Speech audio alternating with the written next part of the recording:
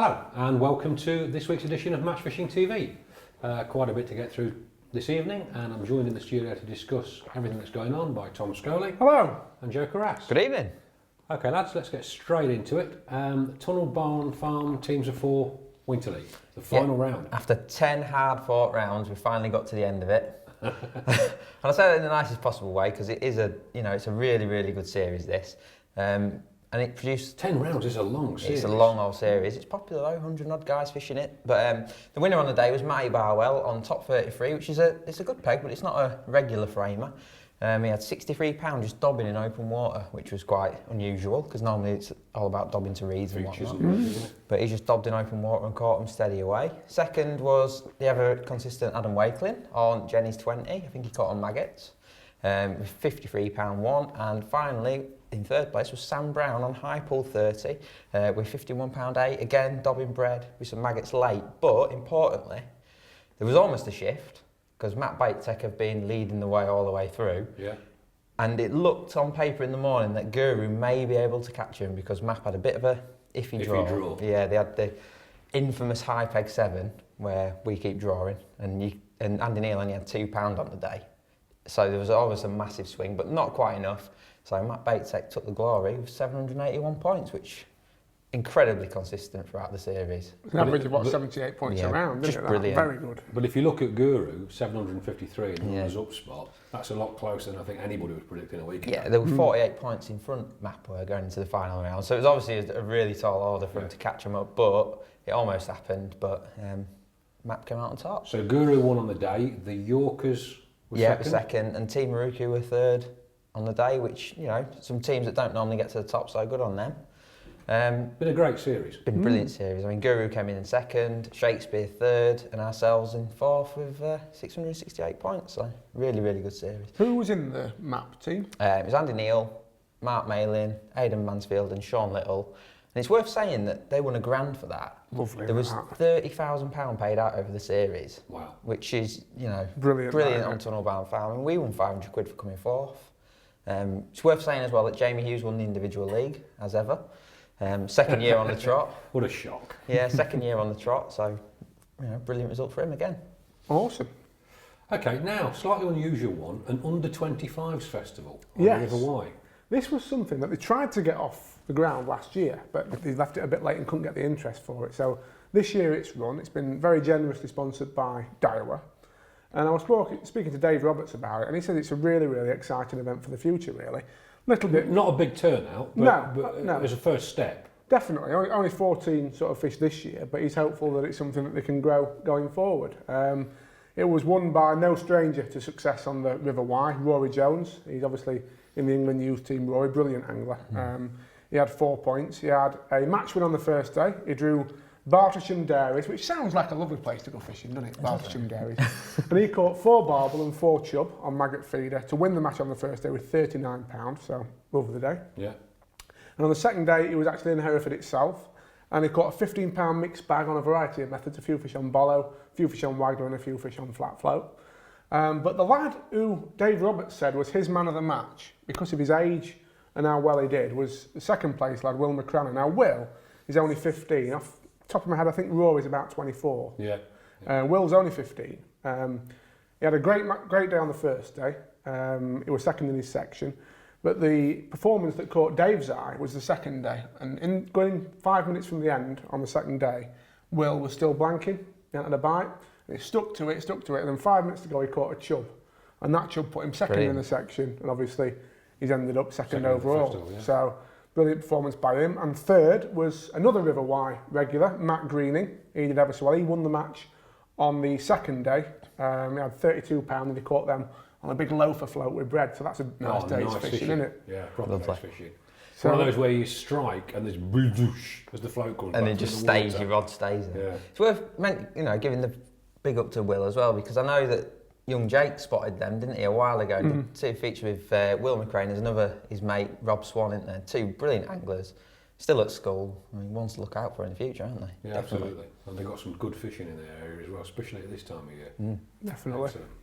Okay, now obviously a lot of eyes are still focused over on the Fens with the Winter League final just around the corner, and Stanjay Open which used, what, 3 of the venues? 3 of the venues. 20 foot, Factory Bank and Bennett. I think Factory Bank and Bennett were a bit tough, but that 20 foot drain, I mean, it was fish soup. Isn't yeah, I mean, Steph Gent won it with £31, which was 700 rud on the whip. And me and Matt went there last week and sat on that very peg, and I couldn't believe my eyes. At one time, there were 3 of us sat, within a, you know, like we are now, with a rod, with a top kit each, and we were just catching a fish, like 3 a minute. I've never seen anything like it, to be honest with you. What a venue that is. Nice. You won't want to fall in though, because with all those silverfish, there've got to be an awful lot of big pike. Yeah, definitely, must be. But yeah, so he's caught 700 rud for 4 metres to hand. Michael Buckwalder was next to him. He was second with £26 of roach, again on whip and pinkies. And then third place was Steve Hemgrave, who was actually opposite him, with £25 of roach, again on whip and pinkies. I mean, how many fish are there? Scary. If 3 anglers can frame all in a little area, because it's not a massive venue.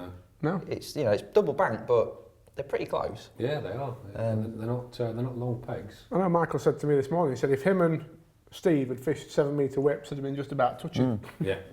Well, the day me and Matt went, there were some guys on the other bank, and Matt kept chucking his waggler basically into their keep net. Because they were catching a better stamp of fish. So yeah, really, really good. It's, I mean, that's going to be the place to draw, isn't it, on the Winter League final? I think it will, won't it? That's going to be a 17 peg section on the Winter League final. Yeah, I think it's worth saying that £14 was the lowest weight there on Sunday, so fantastic. I hope it's not a split section, you'd be gutted, won't you? Well, it is interesting because the other side of the bridge, I noticed people on Facebook was putting that they'd drawn there and they were like 2 or 3 hours in and still waiting for a bite. So, I mean, it's just amazing, It's isn't winter it? fishing, isn't it? Winter drain fishing. Yeah. Excellent. Okay, well, before we go into the break, there's just something I wanted to chat about. Brian Bennett, who's a name that's not that well known, I know, to Joe. Obviously, you've come across him down at Evesham, I think, over the years. I've heard his name, I've never met him. Okay, Brian's kind of retired from top-level match fishing now. He had a long illness. But he's one of the real Evesham characters, and he does a bit of stand-up. He also wrote a book, which is definitely worth seeking out.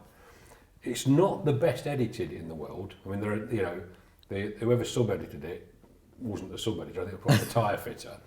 But worth a read, very, very entertaining. But he's doing a stand-up towards the end of March to raise money for the local air ambulance. Definitely over 18s. If you're in the area at that time, it's at Badsey Village Hall. £5 a ticket, and his stand-up routine does a bit of drag as well. So I've got my doubts about that, to be honest. But they reckon he's as good a stand-up as he is a feeder angler and stick float angler. So we'll pop his email address along the bottom of the screen. And if you fancy a laugh on March the 24th, I think it is, get yourself down there. Sounds good. Good cause, and it's definitely good for a laugh. Brilliant. But strictly over 18s. And they're making a DVD, aren't they, about Yeah, it? As well? yeah. They're going to do a DVD on the night, and all sales of that DVD, that'll go towards the air ambulance as well. Brilliant. So, yeah, worthy cause and a good laugh. Right, we're going to take a quick break, and we'll be back with some more match action second half.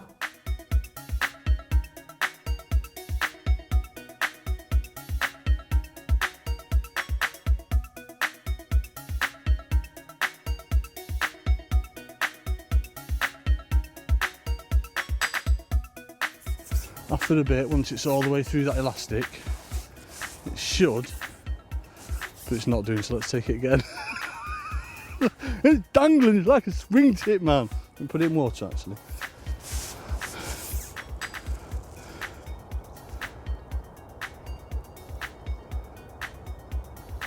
It's not really working.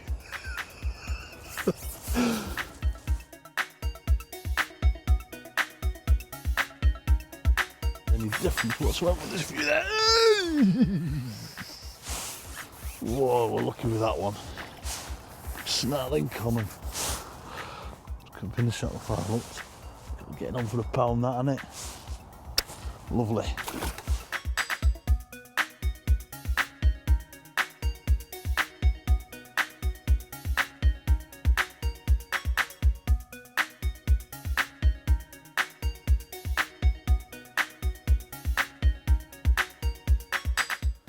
Welcome back. Okay, so we've talked about one of the Winter League final venues, the Drains, and of course the other half of the Winter League final was on Decoy, and their Winter League was on at the weekend. Yes, it was Tony Evans is running a little Winter League on there. But I also spoke to John Wincook because I wanted more a general picture of how the venue's fishing. And it sounds like a few people on that Winter League final will have the day of an absolute lifetime because, as you'd expect at this time of year, the fish are shoaled up very tightly. Yeah. And there's some big weights to be had. Now, the winner of Tony Evans' league this weekend was Dorking Rod and Guru-backed ace Robbie Taylor. He had £149 from Cedar Peg 5. And I like Robbie, he's very humble, and he put in his write-up on Facebook, I saw it. It was basically solid, bless him. So he had a nice day, caught on bomb and bread mainly, I think. Second was Bradley Gibbons, and we know Bradley's no stranger to a good peg, is he? No, he really likes to sit on one, doesn't he? But he does know how to pull one out of the bag, Bradley does. He had £79 from Willow's Peg 29.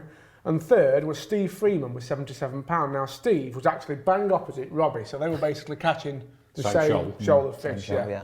But of interest to them who were fishing the Winter League final, John said, on the whole, it's fishing quite well. A lot of the lakes are relatively fair as it goes this time of year, but the strip lakes, that's where obviously the fish are really shoaled up. And they're Cedar, Yew and Oak. They're very peggy. You'll have to draw the right end of them, otherwise you'll be in trouble. But that's winter fishing, isn't it? I was speaking to John Alf about them strip lakes because he's been on them the last 2 weeks, unsurprisingly on 2 end pegs. And he says basically the four corners catch some fish, and then there's a shoal in the middle somewhere, it drifts about, and then that's a bit, pretty much it. You're really scraping together if you're not on those pegs. When's the final?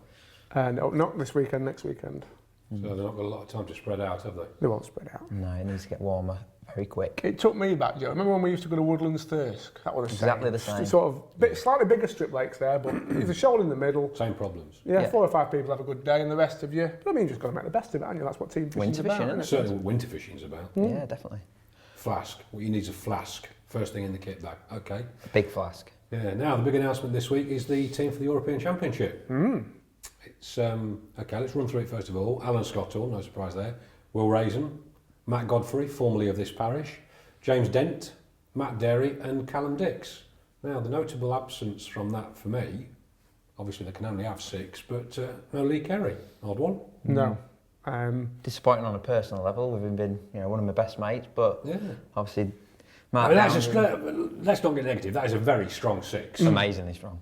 It's worth saying that Callum's actually fishing the Euros this year, and he don't normally just fishes the World, so that's a bit interesting inclusion. Yeah, I had a little chat with Mark Downs about this yesterday, and obviously it's a nightmare for him. Such a difficult job picking a team from such a talented field. Such a wealth of talent. Yeah, brilliant. But he said obviously Alan and Will, you can't knock the experience there. Callum did ever so well on the World Champs last year, so hence he's put him in the Euros this year. James Dent obviously won the home international at Shrewsbury, so he deserves his place. You'd probably say Matt's earned his place on the back of his performances the last few years. And obviously Matt Derry, again, did well on the Euros last year and very well on the home international again. So it's just so difficult to... It's a problem. It's a nice problem to have. Yes. But it's, there's probably 10 anglers, any of those 10 you could pick out of a hat and put a really good side out. Absolutely. Because not only is Lee not in the team, but Cameron Hughes as well. He fished last year. And he's not in there as well, so I'm sure he'll be disappointed as well. The only thing I said to both of them, I had a little chat, I had a chat with Lee about it, and they're both very young still, aren't they? I know Lee's 32, so he's not as young as Cameron, but... He's got a long way to go, Still young in match fishing terms. Exactly. It's a long I'm young in match fishing terms, and I'm ancient. He's got a lot of years to get in there, hasn't he? Exactly. No, okay, so it's a good lineup. Brilliant. It's a lineup that's going there to win, obviously.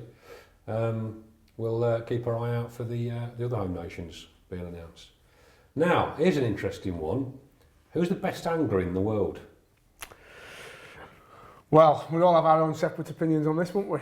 But according to the Italian website... Yeah, Italian Match Fishing TV, yeah. It's Steve Hemingway, my old mucker from the Leicester Juniors. Now, how does that work out then? Steve's a very, very good angler, but best in the world? You have to explain this to me, Tom. I think the way it's been done is it's an average of your performances every time you've fished over the last 10 matches. It is. So it's like 5 years, isn't it? 10 World Championships. Yeah, 10 World Championships. Stroke European or just World? Just World. Just World, okay. Yeah. And basically... So to be the best angler in the world, you've got to have fished the World Championship to begin with. Yeah. Yes. So how it works, Steve's fished 6 out of the 10, and he's the best average point scorer with 2.83. Now, interestingly, it's not until you get to the 4th placed angler who's the only one in that top few that has fished all 10. So surely is he not the best? Certainly very, very consistent. It's very difficult, isn't it? It's almost... Surely you've got to take a set amount of points Yeah. to make that judgment, but... It's a strange one really, because I mean the other thing, correct me if I'm wrong, but I'm fairly sure in all these World Championships the sections are different sizes because they vary the section size to suit the number of teams in the venue, don't they? So it is interesting. I mean, it's brilliant for Steve. Brilliant for Steve. Steve, you're number one in the world. Don't let anybody say anything different. Damn right. I've always said you were number one in the world. I always think if you're going to Now get the Italians agree. yeah, if you get an accolade that, I've just got to take it, haven't you? So Yeah. Steve Emery best Alan in the world. Scott Hall, 5 World Championships, no good to anybody. Get that. So he's the best according to this ranking. Stefan Potelé is second, and third is a mate of mine and Matt's, or a mate of Matt's who I met the other week, should I probably put it better. Andre Picorni, he fishes for the Czech Republic, and he's actually working at the moment on a fruit farm in Leamington. We went for dinner with him, so I can say that I know 2 out of the best 3 anglers in the world. Yeah, but Steve would deny it. Steve would definitely deny knowing you, I'm sure of it. Oh, no. No, it's an odd one. Steve, wear the crown while you can, mate. Nobody can take it away from you. Okay, now I got a Facebook message from Lee Bramham this week, fan of the show, a regular viewer, and he was saying his complaint, not a complaint about us, but his complaint was there's not enough decent-sized commercial team matches. Now, you guys fish commercial venues. I never really made my way onto them. But his point was there's an awful lot of teams of 4 matches, an awful lot of teams, 1 or 2 teams of 6 matches. But other than the commercial national, nothing for to hold a decent sized team together. What do you reckon? I think it's a very interesting suggestion. I think he's right, but I don't see a solution to it. I'll be 100% honest. I think most of the big team matches come out of natural venue backgrounds, i.e. teams of 10 winter leagues. But obviously one of the things Angling Trust has been trying to do with the winter league in particular is reduce team sizes. I mean, the only other place you see big teams really is the national. Yeah. I know the commercial national was 10 anglers, wasn't it? Yeah, 10 anglers. But it's interesting on that. What you tend to get on that is local teams put a team of, say, 10 open anglers together. Rather than your more noted teams, isn't it? Yeah, but the nice one with that, and we're actually talking about this the other week, I remember last year Lindholm put a team of 10 their open anglers against Drennan Barnsley, and Mick Viles and Neil had a rather large wager on it. Was it £1,000 quid? It was. £1,000 bet. Mick Viles backed, obviously, Drennan Barnsley, and Neil Grantham backed his local open anglers. And we won it. And yeah, Mick Viles took great pleasure in taking the grand off Neil. But I do see his point, but I don't think you'll ever change it because I don't think there's any structure for big teams on commercials. I don't. My view, looking at it completely from the outside, somebody that doesn't fish commercials, is that if any commercial fishery owner, it's in their interest to have as big a fixtures as possible. Lee's from the Halifax area, I think, and what I immediately came up with was what you really want is 4 or maybe 5 commercial fisheries to each grab a team, form a team from their regulars, and put on either teams, 2 teams of 10 or 2 teams of 12 or 4 teams, get a 48 pegger guy, fish home and away, that sort of thing. That to me could work, but it's up to the commercial fisheries to do it. And we've talked about this quite recently. There's an awful lot of work involved in running events. Yes. And to my way of thinking, if the Angling Trust do it, it would probably be pretty well organised, but there would be complaints about, well, they're only doing it to make a load of money. Commercial fisheries are commercial by their very nature. I think the best way is going to happen, the most likely way it's going to happen is for 2 or 3 commercial fisheries to join together and say, okay, what are our fallow weekends? Where, when are we not particularly busy? Let's do something that's going to get us all a little bit of business. Sort of thing that Neil Grantham would do, innit? It is. The difficulty is, though, again, I do sort of see it. There's 2 arguments for this big team thing. The first one, it's much more difficult to get a big team together. Big as venues a team captain, as well. It's so difficult to get 10, 12 men. And obviously, the less anglers you've got, the easier it is. So it does make sense why there's these small leagues. But on the other teams side... of 1, let's go ring a bell. Teams of 1. Yeah. But on the other side, I've seen it before where the Angling Trust or the NFA as it was then have come in and shrunk teams for that reason, and you end up basically taking bums off seats doing it that way. They tried to, I think it was the Makings League, wasn't it, from teams of 12 to teams of 10, and basically all that happened was Makings pulled out the Winter League for that reason, didn't they? And it does happen. So it's a catch-22 really, I think. Okay, but interesting point there, Lee. Thanks for coming back to us. All right, that's us done for another week, I guess. We'll be back in a week's time. Thanks very much for watching.